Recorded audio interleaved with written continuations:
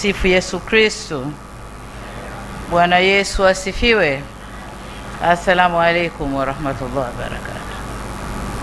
Ndugu viongozi na waombolezaji wenzangu, niseme tu tumeondokewa. Tumepoteza kiongozi wetu, ndugu yetu, kiongozi wa familia, rafiki na mtumishi mwenzetu aliyejitolea maisha yake kwa taifa, marehemu William Vangimembe Lukuvi. Natambua kwamba toka juzi ambapo Mungu alichukua kiumbe chake, tumeendelea kupeana pole na maneno ya faraja, lakini pia tumeendelea kusema yale yote mazuri ya ndugu yetu. Nami kwa mara nyingine tena nitumie nafasi hii mimi binafsi na kwa niaba ya serikali kutoa salamu za pole kwa ofisi ya Waziri Mkuu, Bunge la Jamhuri ya Muungano wa Tanzania, kwa familia, lakini mdogo wangu Jemina, mke, watoto na familia, pamoja na ndugu wa marehemu, marafiki, wananchi wa jimbo la Isimani na Watanzania wote kwa ujumla. Tuweni pole.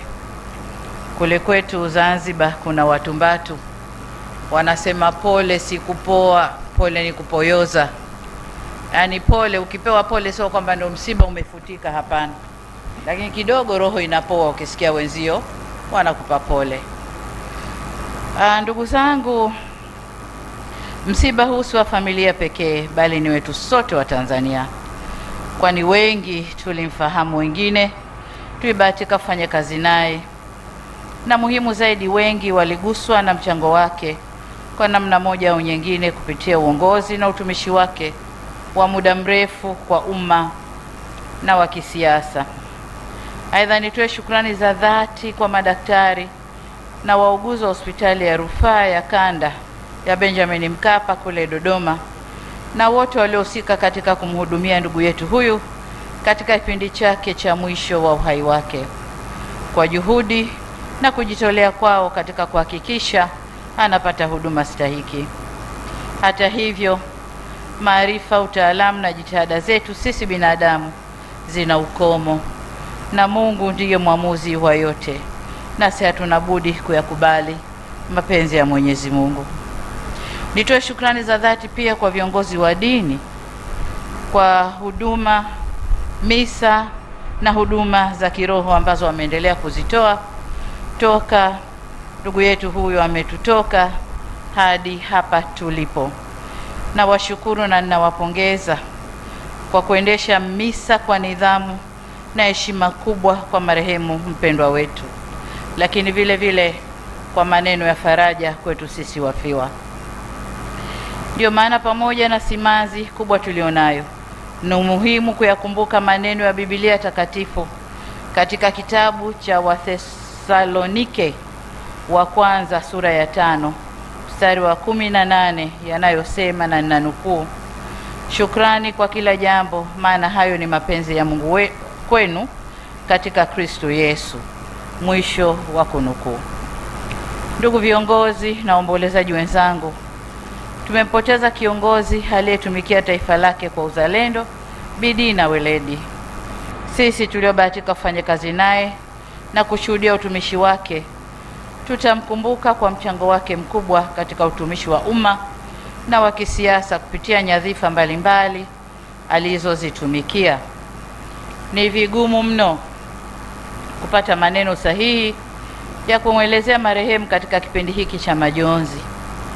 Marehemu Lukuvi alikuwa miongoni mwa viongozi waliotumikia taifa kwa muda mrefu katika nafasi mbalimbali kwenye Chama cha Mapinduzi, serikali na katika bunge, kama wasifu wake ulivyoelezwa. Katika nafasi zote hizo alizowahi kuhudumu serikalini, aliacha alama ya utendaji bora na uwajibikaji, na kwa uzoefu wake hakuwa mchoyo wa maarifa. Tulisikia toka juzi ushuhuda ukitoka watu mbalimbali kukiri, kusoma na kujifunza kutokana na uongozi wa Mheshimiwa Lukuvi. Sisi tuliobaki tunayo mazuri ya kujifunza kutoka kwake pia. Marehemu Lukuvi pia alikuwa kiongozi aliyegusa mioyo ya watu ambaye daima hakusita kusema ukweli na hata kuchukua maamuzi yenye tija na maslahi kwa taifa. Ndugu zangu, katika kipindi hiki ambacho dunia imejaa mvurugano na machafuko, tulihitaji viongozi wenye uzoefu wa muda mrefu na viongozi ambao wamefanya kazi katika maeneo mbalimbali kwa upande wa serikali na upande wa siasa. Tulihitaji tuendelee na mawazo na ushauri wa viongozi wa aina hiyo. Tulimhitaji ndugu Lukuvi sasa kuliko jana, lakini kama nilivyosema, Mungu alimpenda zaidi. Katika kipindi hiki, dunia yetu kama mnavyoelewa imejaa misuguano na machafuko ambayo kwa vyovyote vile yatapandisha hali ya maisha kuwa ngumu, si kwa Tanzania tu, lakini hata kwa dunia. Tumeanza kushuhudia upandaji wa bei za mafuta, na vivyo hivyo tutashuhudia upandaji wa bei za bidhaa, lakini pia kama vita hii inayoendelea itaendelea, basi tunategemea pia kuwa na mdororo wa uchumi duniani, mambo ambayo yanataka umakini katika kufanya maamuzi katika uongozi wa nchi yetu. Tumwombe Mwenyezi Mungu haya yamalizike ili tuende vizuri, lakini kwa uzoefu alionao Mheshimiwa Lukuvi tulimhitaji zaidi sasa kuliko wakati wowote. Tulimhitaji ndugu yetu huyu kwa sababu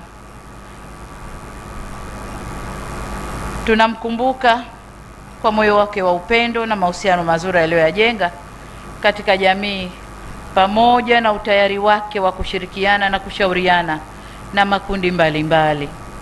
Utumishi wake utukumbushe kuwa uongozi ni dhamana, ni wajibu wa utumishi wa umma kwa uaminifu na moyo wa kujitolea.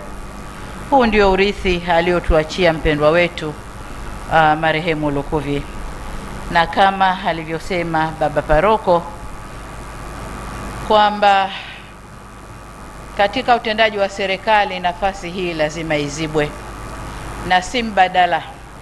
Mbadala ni pale unaposema huyu aondoke, badili yake akae huyu, lakini kilichotokea hapa ni paukwa pakawa, mmoja ameuka mwingine atakaa katika nafasi hiyo. Kwa tutajitahidi kuweka mtu ambaye ataweza kufuata, si kwa ukamilifu, lakini atajitahidi kufuata nyayo zake, na nataka niwahakikishie kwamba hatutamsahau Mayele wetu, tutaendelea kumkumbuka. Kwa mke, watoto na familia ya marehemu, ninafahamu mna maumivu makubwa ya kuondokewa na mpendwa wenu aliyekuwa mhimili mkubwa katika familia. Niseme tu kwamba tuko pamoja nanyi katika kipindi cha majonzi, na tutaendelea kumwombea Mwenyezi Mungu ili awape faraja, rehema na nguvu ya kuyashinda majonzi haya.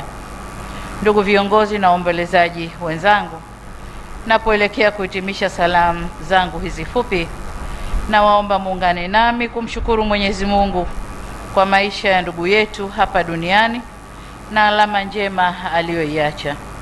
Na mwisho, kwa niaba yangu binafsi na serikali ya Jamhuri ya Muungano wa Tanzania, nirejee kutoa pole kwa mke, watoto, familia ya marehemu, ndugu, jamaa na marafiki, wananchi wa jimbo la Isimani na Watanzania wote kwa ujumla kwa kuondokewa na mpendwa wetu. Raha ya milele umpe Bwana, na mwanga wa milele muangazie, apumzike kwa amani. Amina. Na upande mwingine tunasema inna lillahi wa inna ilaihi rajiun. Asanteni sana kwa kunisikiliza.